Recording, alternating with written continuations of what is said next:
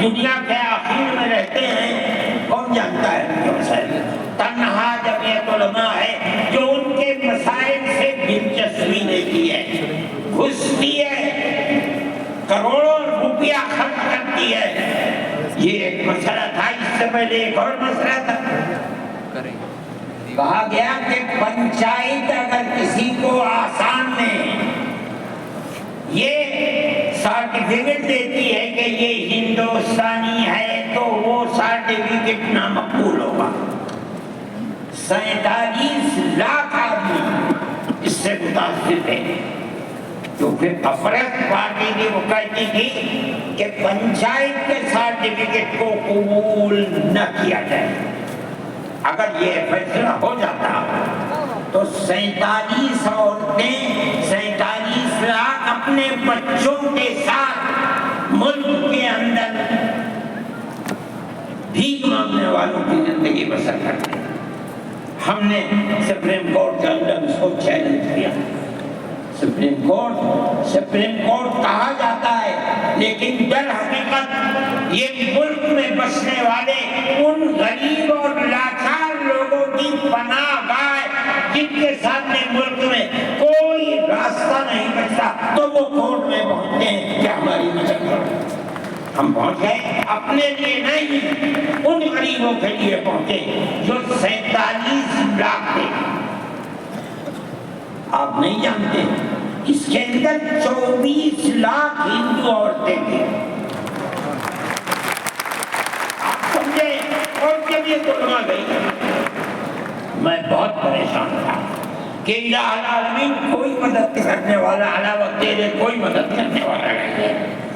میں اللہ کا فضل کرتا ہوں کہ جو کورٹ اور وہیں کا وکیل چیف جسٹس صاحب آسامی کا مجھے خطرہ تھا کہیں یہ آسامیوں کے ساتھ نہ چل جائے، گورنمنٹ کے ساتھ نہ چل جائے۔ اللہ کی قدرت ہے کہ فیصلہ یہ آیا کہ وہ سرٹیفکیٹ جو پنچایت نے دیا قبول کیا جائے گا۔ میں نے کہا کہ مجھے اپنی زندگی میں کبھی اتنی خوشی نہیں ملی جتنا آج اس فیصلے سے ملی ہوئی ہے۔ کیوں؟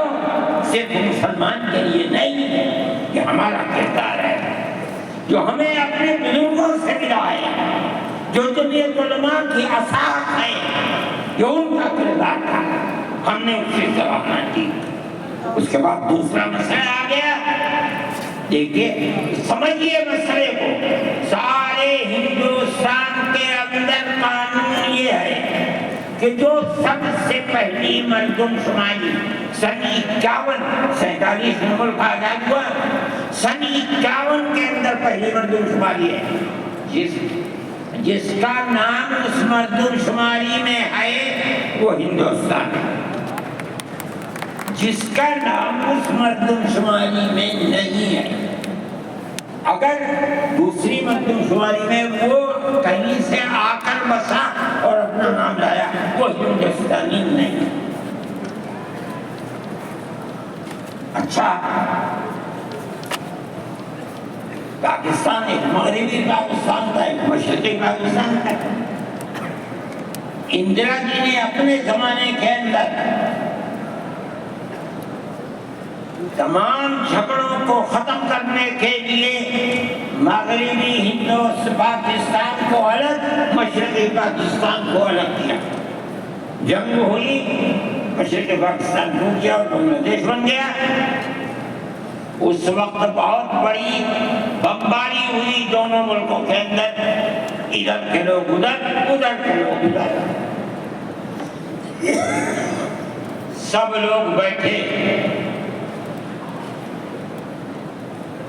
راجیو بیٹھے، بی جے پی بیٹھی، جو وہاں کی پارٹیاں تھیں صوبائی وہ بیٹھی، اور سب نے بیٹھ کر طے کیا کہ آسام کے اندر ہندوستانی ہونے کی دلیل سن 71 کی مردم شماری ہوگی۔ سارے ملک سے الگ، سارے ملک میں مردم شماری میں ہندوستانی ہونے کے لیے 51 کی ہے، مگر سب پارٹیوں کے دستخط مسد ہے اس کے اوپر، آسام کے اندر 51 نہیں 71 ہوگی۔ اب آپ دیکھیے جو فرقہ پرست، اور میں کہتا ہوں ببانگ دور کہتا ہوں کہ آسام کے چیف منسٹر کا کردار بدبودار کردار ہے، خراب کردار ہے، مسلمان کو دفن کرنے کا کردار ہے۔ وہ یہ کہتا ہے کہ آسام کے سوا، آسام کے اندر مردم شماری 71 نہیں، جیسے سارے ہندوستان میں 51 ہے، اسی طرح آسام کے اندر بھی 51 ہوگی۔ آپ سمجھتے ہیں اس کا اثر؟ آج اس کا اثر یہ ہوگا کہ اگر 71 ٹوٹ جائے اور 51 پر آ جائے تو آسام کے اندر 1.5 کروڑ بچے اور بڑے سب ہندوستان سے باہر ہو جائیں۔ کہاں جائیں گے؟ صرف مسلمان کی مخالفت، کھانا ہضم نہیں ہوتا ہے بغیر مسلمان کی بربادی کے۔ کوئی نہیں تھا، تنہا جمعیت علماء تھی۔ اس کے اندر بڑا کردار ہے مولانا مشتاق انصر کا، جو جمعیت علماء آسام کے صدر ہیں۔ وہ میرے ساتھ شانہ بشانہ کھڑے رہے اور 12 سال سے زیادہ مقدمہ لڑا، کروڑوں روپیہ اس کے اوپر خرچ کیا گیا۔ یہ خدا کی قدرت ہے، آج آیا تو یہ طے کر دیا گیا کہ 51 نہیں 51 نہیں، آسام میں 71 ہی بنیاد بنے گا۔ تو کیا مطلب ہے کہ آپ نے آسام کی 80 لاکھ کی آبادی کو زندہ کر دیا جو موت کے کنارے پر پڑی ہوئی۔ مجھے افسوس ہے کہ لوگوں کا یہ قول مجھ تک پہنچا ہے کہ انہی نے آسام کے چیف منسٹر سے یہ بات کہی کہ اب کیا ہوا، کہہ رہے ہماری صحت پر کوئی اثر نہیں پڑتا۔ کیا مطلب ہے؟ ہم آسام میں مسلمانوں کو چین کا سانس نہیں لینے دیں گے۔ دیکھیں کب تک چلتے ہیں۔ اگر جمعیت علماء زندہ ہے اور اللہ نے ہمیں زندہ رکھا، ہم دیکھیں گے کہ کیا کرتے ہیں۔ ہم زندہ ہیں، یہ جمعیت علماء کا کردار ہے، ہم اس کے پیچھے چلتے ہیں۔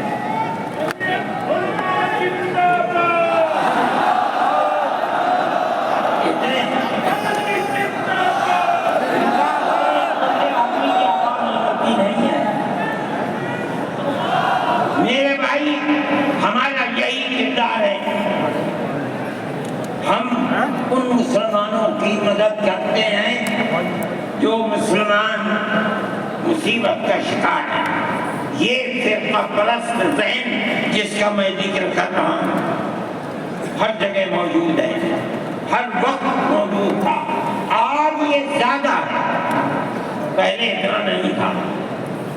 ہر جگہ مسلمان کے لیے، جوانوں کے لیے مصیبت کا شکار ہے۔ خاص طور پر ہم سے لوگ کہتے ہیں کہ تم ان کے مقدمات کو کیوں لڑتے ہو؟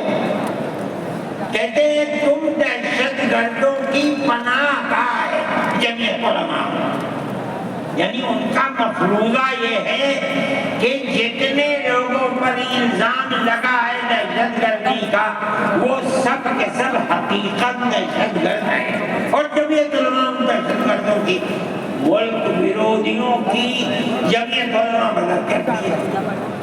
اس سے بھی یہ بات کہی، میں نے کہا کہ تم میں کوئی مائی کا دال ہے تو کھڑا ہو گیا بتائیں۔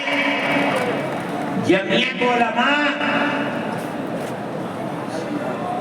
لوور کورٹ نے پھانسی کی سزا دے دی، گجرات کے اندر ہائی کورٹ میں پہنچے، انہوں نے پھانسی کی سزا دے دی۔ ہم اس کیس کو لے کر، اس کے اندر ہندو بھی تھے مسلمان بھی تھے، سپریم کورٹ میں آئے۔ سپریم کورٹ میں ہم نے مقدمہ لڑا اور سپریم کورٹ نے انہیں سب کو باعزت بری کر دیا۔ میں نے کہا کہ کسی ملزم کے لیے گورنمنٹ ہندوستان کی حکومت نے حق دیا ہے کہ مقدمہ لڑو.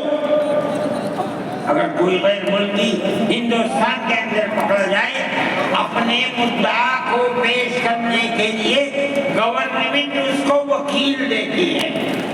ہم نے کیا جرم کیا ہے؟ ہم انہیں وکیل دیتے ہیں لڑنے کے، بہتر سے بہتر وکیل دے کے ہم کہتے ہیں کہ لڑو مقدمہ، تاکہ دودھ کا دودھ پانی کا پانی الگ الگ ہو جائے. مقدمہ لڑے اور سپریم کورٹ کہتی ہے کہ جھوٹا الزام تھا، جھوٹ ہے جھوٹ ہے جھوٹ ہے. ملک کے اندر فرقہ پرستی ہے، دشمنی ہے، ہر طبقے کے اندر ہے. کوئی بھی طبقہ پولیس کا ہو، انتظامیہ کا ہو، کسی کے اوپر جو چاہے الزام لگا دے. جمعیت علماء آج بھی جو کیس لڑ رہی ہے 1050 کیس ہیں جو lower court, high court, supreme court کے اندر لڑ رہے ہیں. 1050 کیس ہیں اور اس کے اندر 850 ملزم ہیں. ہم لڑتے ہیں مقدمہ. ہم یہ سمجھتے ہیں کہ آپ اس کو ہائی کورٹ سپریم کورٹ تک یہ ثابت کر دیں کہ یہ ملزم ہیں، انہوں نے دیش کے ساتھ وروध کیا ہے، ثابت ہو جائے، ہمارا کوئی تعلق اس سے نہیں.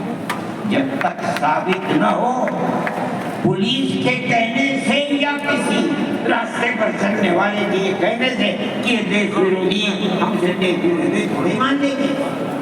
ہم جاتے ہیں ہائی کورٹ سپریم کورٹ میں جاتے ہیں اور ہم دودھ کا دودھ پانی کا پانی کرنا چاہتے ہیں.